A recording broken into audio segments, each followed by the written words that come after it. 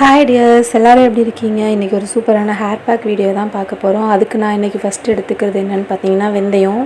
இதை நான் ஃபஸ்ட்டு நாளே ஊற வச்சு எடுத்துட்டேன். ரெண்டாவதாக எடுத்துக்கிறது பார்த்திங்கன்னா பெரிய வெங்காயம். பெரிய வெங்காயத்தோட பெனிஃபிட்ஸ் என்னென்னு பார்த்தீங்கன்னா, நம்ம ஸ்கேல்பில் முடி கொட்டிட்டு அந்த இடத்துல புது முடி வளராமல் இருக்கும். அந்த வளர்ச்சியை தூண்டுறதுக்கும் ஸ்கேல்பில் பொடுகு, அதுக்கப்புறம் இச்சிங் இதெல்லாம் சரி பண்ணுறதுக்கும் யூஸ் ஆகுது. தேர்டு நான் ஸ்பெஷலாக எடுத்துக்கிறது பார்த்திங்கன்னா எக்கு. இது நேச்சுரல் ஹேர் கண்டிஷ்னரும் கூட. நம்ம ஹேர் வந்து பார்த்திங்கன்னா ஒரு மாதிரி வறண்டு போயிருக்கும், அதை சரி பண்ணும். நம்ம எந்த ஹேர் பேக் யூஸ் பண்ணாலும் அது கூட எக்கு ஆட் பண்ணி நம்ம யூஸ் பண்ணோம்னா நம்ம ஹேருக்கு நேச்சுரல் சாஃப்ட் அண்ட் சில்கியாக இருக்கும். நான் வந்து இன்றைக்கி என்னோடய ஹேருக்கு 2 எக் எடுத்திருக்கேன். அதுக்கப்புறம் எக்கு ஆட் பண்ணதுக்கப்புறம் எக்கு பார்த்திங்கன்னா அடியில் போயிட்டு தங்கிடும். அதை நல்லா மிக்ஸ் பண்ணி விட்டுக்கணும். முடிஞ்ச அளவுக்கு எந்த ஹேர் பேக் நீங்கள் யூஸ் பண்ணாலுமே அதை ஃபில்ட்ரு பண்ணி யூஸ் பண்ணுங்கள். இல்லைன்னா அந்த டஸ்ட்டுனால நம்மளுக்கு இன்னும் கொஞ்சம் ஹேர் ஃபால் ஆகும். இப்போ நான் என்னோடய ஹேருக்கு ஆயில் வச்சு நல்லா சிக்கு எடுத்துக்க போகிறேன். எப்போதுமே சிக்கு எடுக்கிறதுக்கு இந்த மாதிரி பெரிய பல் சீப்பு யூஸ் பண்ணுங்கள். ஏன்னா இதில் வந்து பார்த்திங்கன்னா முடி அதிகமாக பிச்சுக்கிட்டு வராமல் இருக்கும். என்னோடய முடியை நல்லா இப்போ சிக்கு எடுத்துட்டேன். பார்த்திங்கன்னா ஹேர் அவ்வளோவா வந்திருக்காது. ஹேர் பேக் பார்த்திங்கன்னா எப்போதுமே இந்த மாதிரி ஃபைன் பேஸ்ட்டாக அரைச்சி எடுத்துக்கோங்க.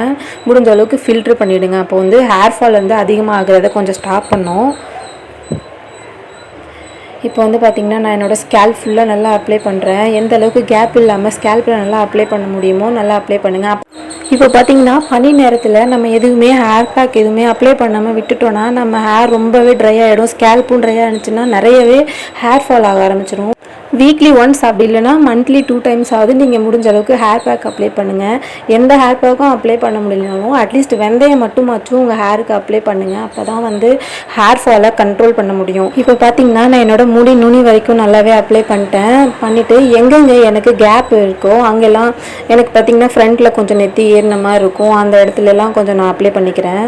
நீங்களும் அது மாதிரி உங்களுக்கு எங்கெல்லாம் வந்து ஹேர் கொஞ்சம் இல்லை அப்படின்னு தோணுதோ அந்த இடத்துலலாம் நல்லா அப்ளை பண்ணிக்கோங்க. ஹேர் பேக் அப்ளை பண்ணி மினிமம் ஒரு 15 மினிட்ஸாவது வச்சுக்கோங்க. அப்போ தான் அதோட பெனிஃபிட் வந்து நம்மளுக்கு கிடைக்கும்.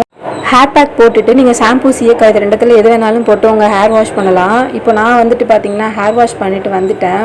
எக்கெல்லாம் யூஸ் பண்ணதுனால என்னோடய ஹேர் வந்து இவ்வளோ சாஃப்ட் அண்ட் சில்கியாக இருக்குது. சில பேர் ஹேர் வாஷ் பண்ணும்போது ஸ்கேல்பில் டேரெக்டாக அப்படியே ஷாம்பூ அப்ளை பண்ணுவீங்க. அந்த மாதிரி பண்ணக்கூடாது. எப்போதுமே அதை வந்து வாட்டரில் மிக்ஸ் பண்ணி அதுக்கப்புறம் அப்ளை பண்ணுங்கள். இந்த ஹேர் பேக் போட்டு வாஷ் பண்ணதுக்கப்புறம் எனக்கு பின்னல் போடுறதுக்கு ரொம்ப ஆசையாகவே இருந்துச்சு. உங்களுக்கு இந்த வீடியோ ரொம்ப யூஸ்ஃபுல்லாக இருக்கும்னு நினைக்கிறேன். அப்படி இருந்துச்சுன்னா என்னோடய சேனலை சப்ஸ்கிரைப் பண்ணி சப்போர்ட் பண்ணுங்கள். தேங்க்ஸ் ஃபார் வாட்சிங்.